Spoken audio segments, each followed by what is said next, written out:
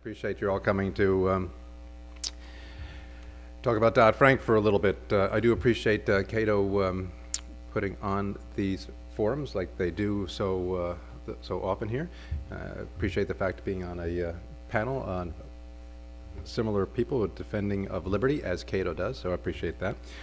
Let me just begin by saying, though, despite all the accolades, that I think the title is a little bit off. Dodd-Frank is not a piece of legislation or law that is of questionable constitutionality. I would say that it is, without question, unconstitutional.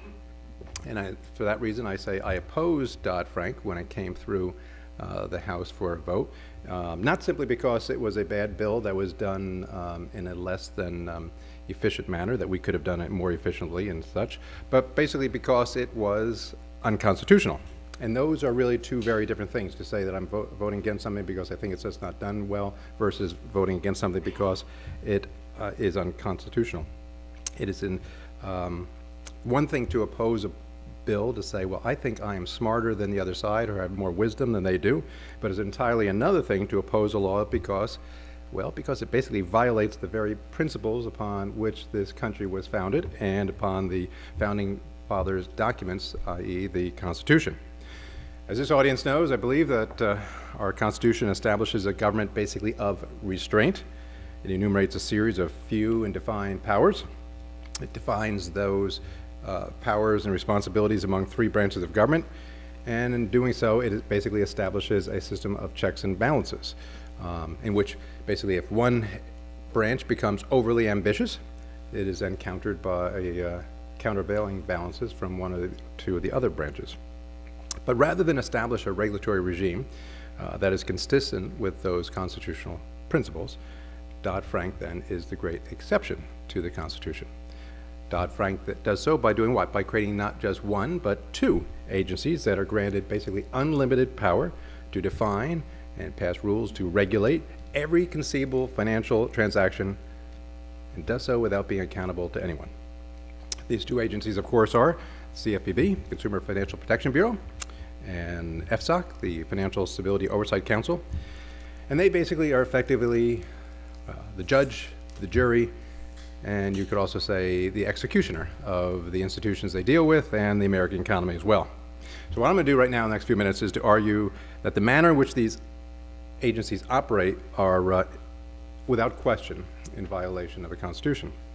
And my arguments, I will also add this, are not purely academic in nature. I will also basically show that in overstepping these constitutional frameworks and boundaries of legitimate government, they actually have real effect, real negative effect on real people like you and I. And so the best place to start is the topic dealing with most attention in the news, and that, of course, is the unconstitutional recess appointment of Richard Cordray over as director over at the CFPB. Now, we step back for a moment. Before President Obama was President Obama, of course, he was Senator Obama, not very long for Senator Obama, but in that short period of time, he must have been amazingly, incredibly perceptive, because he knows now, as president, better than the Senate does, exactly when the Senate is actually in recess. So a recess appointment made when the Senate is not in recess is devastating to the system for a number of reasons. First, the president's actions effectively erase the advice and consent clause of the Senate from the apportionment clause. And it basically then goes back to what I said before. It imperils the checks on the executive powers that the founders thought was necessary to do what? To prevent the emergence of tyranny in the government. Secondly, technically speaking, it opens up another large can of worms. When the president recess appointed Richard Cordray as director, at the same time, as you probably know, he also appointed 3 individuals over the NLRB, National Labor Relations Board, which the courts have already struck down as unconstitutional. And now, since the court's ruling, and that was back a couple months ago, back in January, the NRO rulings during the tenure when they were in, when those illegal appointments were made, there are no less than 72 cases in federal court right now challenging the rules that came about. So, if the NLRB rulings can be challenged, and they will be, doesn't it follow that the CFPB rules will be challenged as well?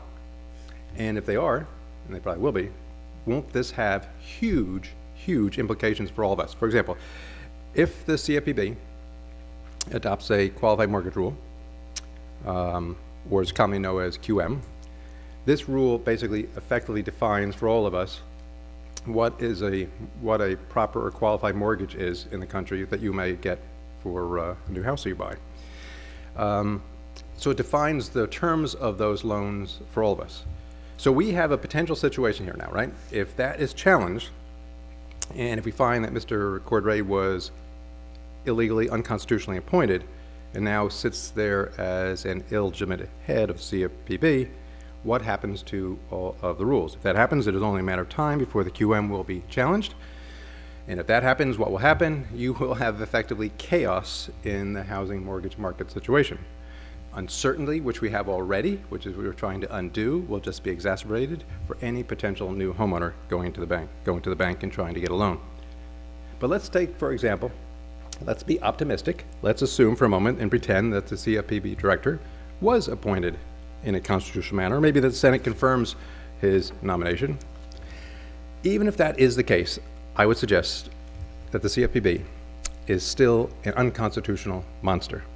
Look, the CFPB mission is to prevent practices that it is empowered to define as unfair, deceptive, and abusive.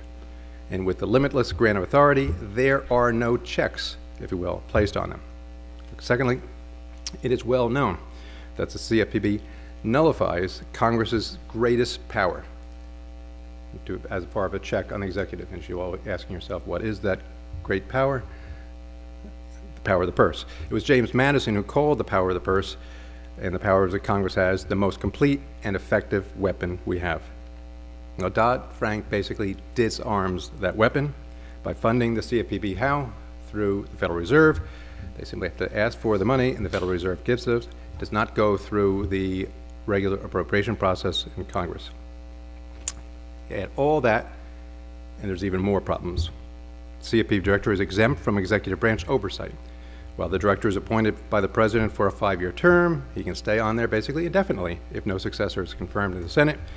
And the director can be removed only under strictly limited circumstances and not for anything but for policy reasons.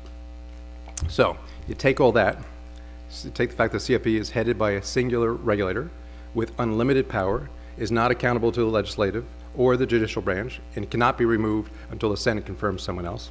There's a problem. On top of that, I also stress that this is not simply an academic exercise, as I said at the very beginning. It is worth noting the consequences that result from Dodd-Frank's violation to the Constitution go in other areas as well. Let's take, for example, the one of salaries. As of right now, there's almost 1,000 people working over the CFPB, 958 to be exact. 577 of them, over 60% of the entire staff, make over $100,000. 20% of them make over $150,000. 5% of them make over $200,000. Lest we forget that people working in the cabinet for the president make less than that, $199,000. Now, you might think, well, that's all necessary in order to get people over there working with great talent. But just mind you this, and hopefully will not be a rush to the door. Summer interns working at the CFPB can make, on an annualized basis, $40,000, which is more than a lot of people, as you know, working on the Hill right now.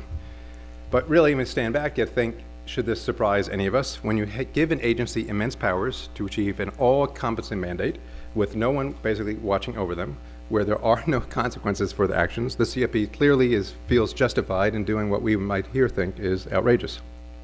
And this is what results from a lack of accountability.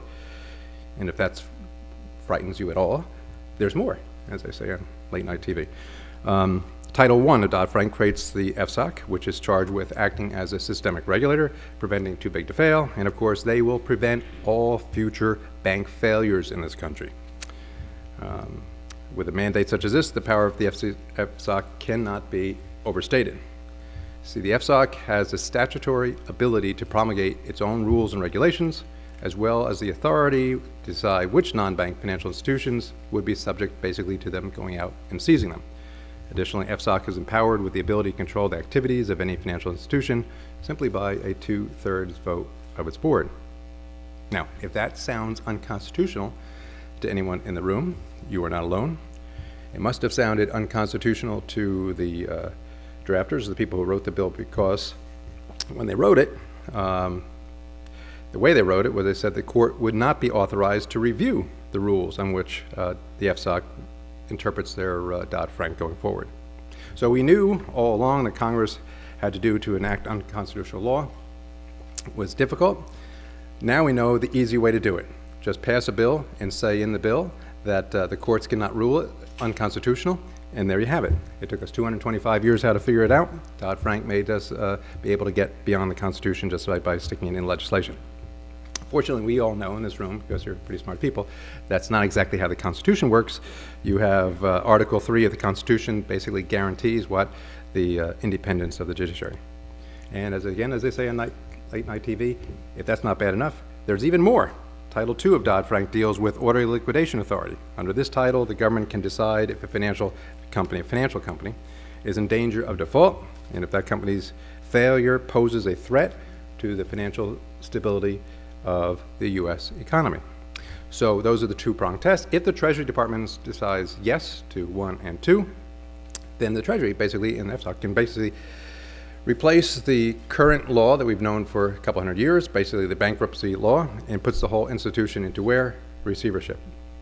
This type of power is unprecedented. It grants immense powers to really a handful of unelected bureaucrats. It powers them to pick winners and losers, and decides who gets liquefied and who goes is sustained, and it does all this against the interest of the investors. So if you think about that, Title II not only puts the company at risk, but more importantly, it puts the investors' rights at risk as well. It eliminates any meaningful judicial review and due process. So once the liquidation process begins, the company, by the Treasury Secretary, the company has 1 day, 24 hours to convince a federal judge that this should not happen. And if the company, their lawyer, is unable to do this Herculean task, liquidation process will begin, even though an appeal is pending. An appeal, of course, can take days, weeks, or months. Meanwhile, it's all being liquefied. And on top of that, and for good order, Dodd-Frank prohibits the courts from reviewing whether the Treasury decision was constitutional or even necessary to protect the financial stability. And meanwhile, while Treasury is determining the soundness of an institution, Dodd-Frank prohibits that very same company that they're looking at from disclosing that threat of liquidation to the public or its investors. So if you think about all that, you may say this is an attack on investment in this country, and it is. It's also an attack on the investors. First, investors are prohibited from being informed that the company that they have invested in will soon cease to exist and wiping out their interests. Secondly, then the company is placed in receivership. There is basically no room for judicial review. As a result, there's basically no way for investors to be able to recoup their investment either during or after. So Dodd-Frank's orderly liquidation authority does not merely violate the Constitution's separation of powers, it also violates the Fifth Amendment guarantee of due process and the guarantee of a uniform bankruptcy laws as well. So, ended up, it's bad enough when Congress acts in a way that violates a single provision of the Constitution. It is amazingly and infinitely worse when Congress works to virtually eliminate all checks and balances in one fell swoop like we do in Dodd-Frank. Dodd-Frank basically untethers the agency that it creates from all three branches, as I said before, where you're supposed to have checks and balances, effectively destroying the entire notion of checks and balances. And wait, there is still more. I still have not said anything about the doctrine of non-delegation, in which Congress cannot surrender its legislative authority to be performed by another entity, which Dodd-Frank does in page after page after page of this 2,000-page document. So I'm sure that the constitutional arguments I've outlined right now are not comprehensive. I'm sure there are more. But we are learning firsthand why James Madison said many years ago that laws should not be, quote, so voluminous that cannot be read, or so coherent, such as this, that they cannot be understood. So while I'm sure that most Americans have not read Dodd-Frank, and some of those that did, I'm sure don't understand it, the effects of Dodd-Frank on them are very real. As I've outlined, from the illegal appointment of the director, to the potential effects of home mortgage financing industry, to the high salaries over at the CFPB, to the demolition of investor rights, to the violation of the Constitution, and it results in real consequences that will hit the pocketbooks, basically, of every American. In short, Dodd-Frank is the perfect piece of progressive law. It removes the people's representatives from the policy-making decision, and in their place and trust their unaccountable so-called experts that we have down in Washington with unlimited control of the economy. So as I will end where I began, Dodd-Frank is, without question, an unconstitutional and incompatible with our founding principles and our founding documents.